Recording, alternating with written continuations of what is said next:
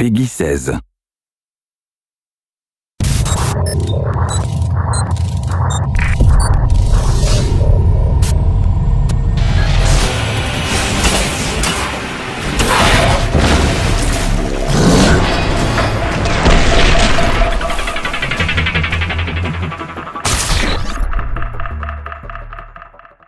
Loot collection is really one of the most key parts in Darkspore.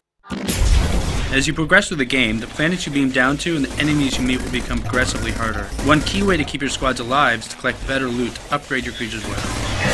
Like most action role-playing games, Darkspore is mainly about finding and collecting the most powerful loot for your creatures. What makes Darkspore unique is how many different kinds of loot there is to collect, as well as the way you can collect it. There are two different ways to acquire loot in Darkspore. The first is dropped loot. You'll find this, anytime you kill an enemy, there's a chance it'll drop loot. One of the most basic would be health and energy orbs.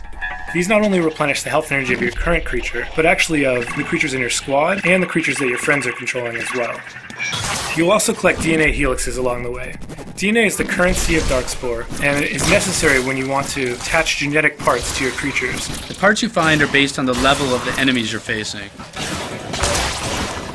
Parts in Darkspore can be found in 4 different rarity levels. There are common items which just increase your health. There are uncommon items which have a random suffix that will give you an additional stat. Then there are rare items which not only have a suffix but have additional stats and are more powerful. And then finally there are the epics, which have 2 additional stats and are even more powerful. A lot of the strategy of Darkspore comes from taking loot that you find and pairing it up with the correct heroes.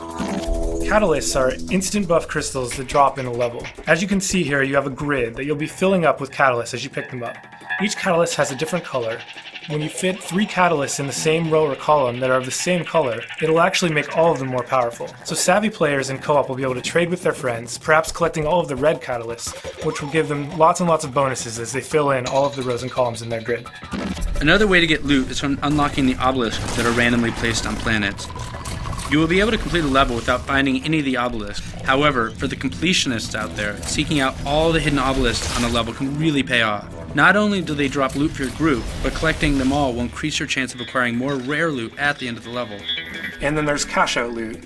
So when you choose to cash out in the push your luck system, you'll be awarded with kind of more powerful handcrafted loot. Here you can see that I got a gold medal because I killed every single enemy, a silver medal for finding obelisks, and a bronze medal because I finished with only a single creature remaining.